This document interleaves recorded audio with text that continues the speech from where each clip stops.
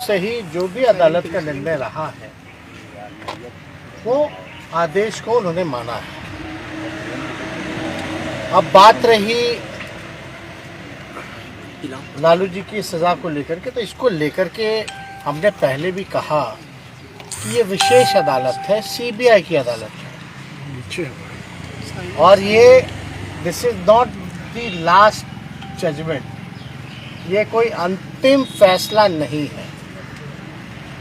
इसके ऊपर जो जुडिशियल स्ट्रक्चर जो होता है, हाई कोर्ट होता है, सुप्रीम कोर्ट होता है, हम लोग लगातार इस बात को हम लोगों ने हाई कोर्ट में भी चैलेंज किया है और मुझे पूर्ण विश्वास है कि निचली अदालत का जो फैसला है हाई कोर्ट में बदल जाएगा, लालू जी के पक्ष में ये फैसला आएगा।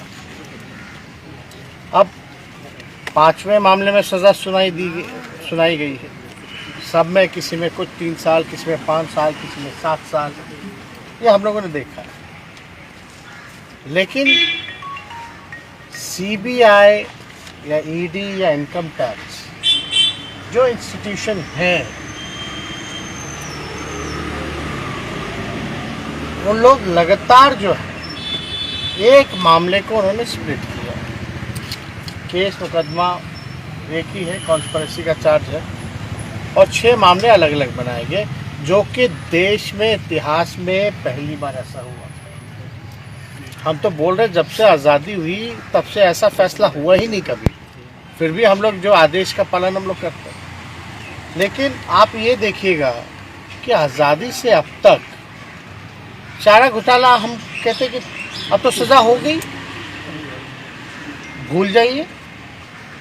और घोटाले कौन कौन से भाई, कितने घोटाले हुए देश में? अरे देश की छोड़िए, बिहार में बताइए कि उसके बाद से कोई घोटाला ही नहीं हुआ क्या? लगभग 80 घोटाले हो गए। Where is CBI? कहाँ है सीबीआई? कहाँ है ईडी और कहाँ है इनकम टैक्स और इंटरपोल? एनआईए कहाँ है? हम तो पूछना चाहते कहाँ है भाई? कितनी तेजी! और देश में केवल एक ही नेता, एक ही घोटाला। गजब की एजेंसी है भाई, पीठ थपथपा रही है। ये तो तोता का काम करती है, इसमें तो हमको बोलने की जरूरत नहीं है। लालू जी थोड़े से क्या सक्रिय हुए बेचारे, आप सब लोग जान रहे हैं कि तबीयत उनकी खराब थी, है भी। वो तो राष्ट्रीय अधिवेशन था तो उसमें उनको रहना ही था। थोड़ी सी क्या सक्रियता हुई। अब तो 24 का ज़्यादा दिन चुनाव का बचा है नहीं ना, तैयारी तो अभी से शुरू है। यूपी चुनाव के बाद लोकसभा की तैयारी हो जाएगी, तो थोड़ी सी सक्रियता आती है। और सीबीआई जो है विजय माल्या जी को भूल जाती है, नीरव मोदी जी को भूल जाती है, ललित मोदी जी को भूल जाती है, मेहुल चौकसी भाई को भूल जाती है। कुछ दिन पहले 23,000 करोड़ रुपए लेकर के भागे, उनको भूल गई। अरे ये देश से कैसे बाहर चले गए? हमको हनीमून पे जाना था, मेरे लिए लुकआउट नोटिस था। हमको कोर्ट से लुकआउट नोटिस हटवा करके बाहर जाना पड़ा। हमने कौन सा अपराध किया था जो हम पे भी लुकआउट नोटिस था? हम तो कहना चाहते हैं भाई, इन लोगों के लिए नीरव मोदी, मेहुल चौकसी, विजय माल्या, नीरव मोदी, क्या इन लोगों के लिए लुकआउट नोटिस नहीं था क्या? क्यों नहीं था? कितने बड़े बड़े घोटाले हुए बिहार में, सृजन घोटाला, उसका रिकवरी कौन करवाएगा? वो भी तो कोषागार से गया, वो भी तो ट्रेजरी का मामला था। बिहार के कितने जिलों में हुआ सृजन घोटाला? मुख्यमंत्री के जानकारी हेतु क्यों नहीं मुख्यमंत्री पर कार्रवाई की गई? बल्कि चारा घोटाला में तो लालू जी ने ही आदेश दिया जांच का। जिसने जांच का आदेश दिया, जिसने जांच करवाया, उसी को तुम जेल भेज दी। कोई बात नहीं, लालू जी जाते जाते बोले ना झुके हैं ना झुकेंगे।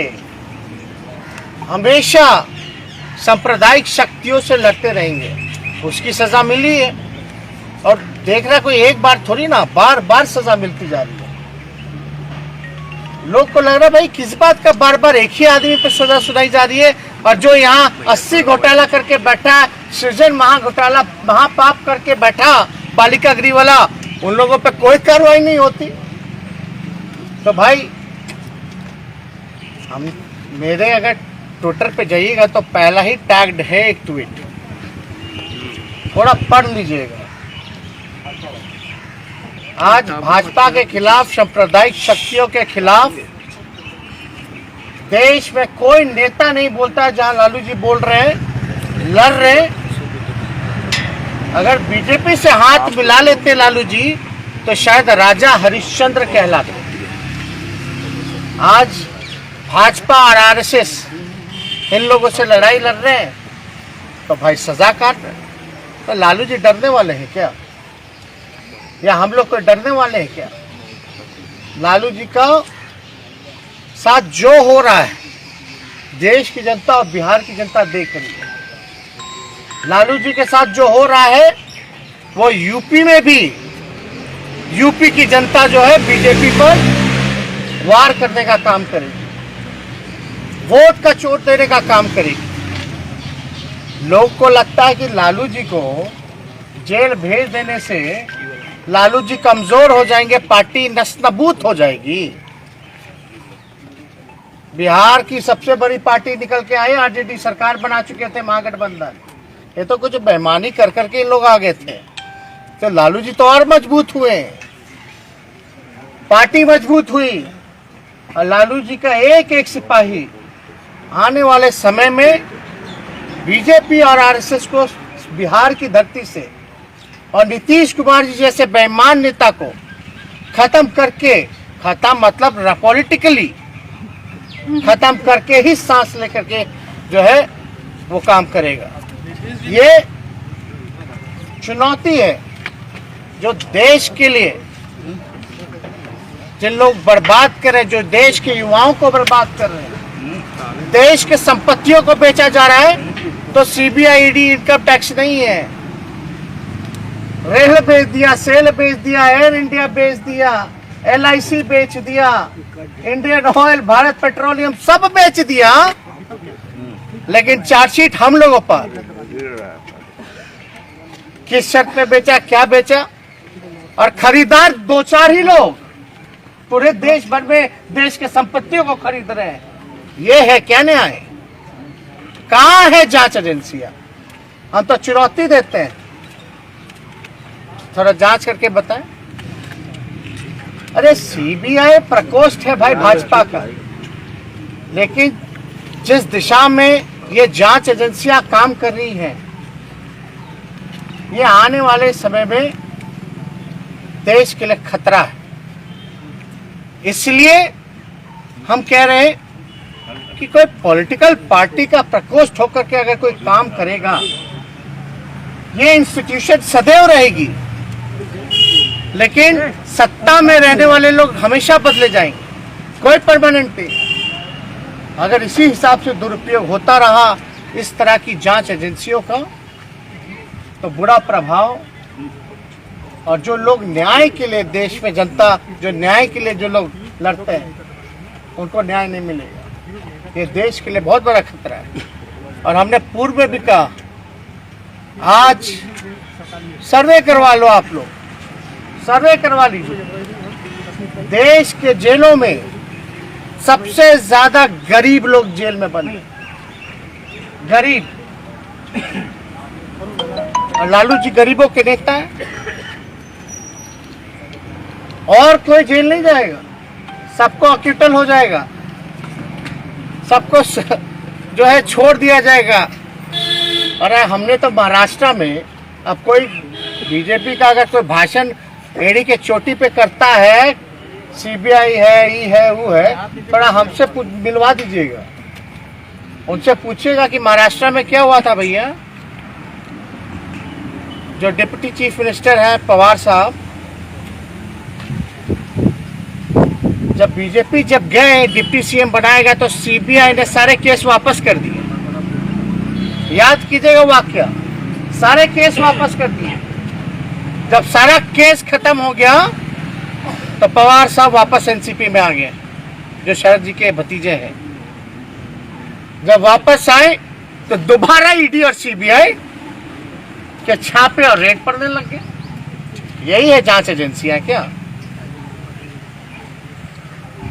ये तो जीता जाता उदाहरण है, और हमको कैसे सैकड़ों उदाहरण मिलेंगे इस पे हम नहीं कहना, लेकिन ऐसी संस्थानों का दुरुपयोग किया जा रहा है।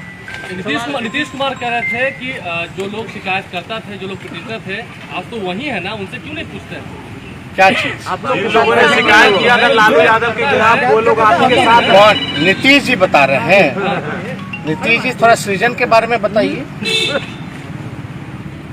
आई हैव नो इंटरेस्ट। बिहार की जनता और देश की जनता को रुचि इस मामले में नहीं है कि चारा घोटाले में नीतीश जी की प्रक्रिया क्या है।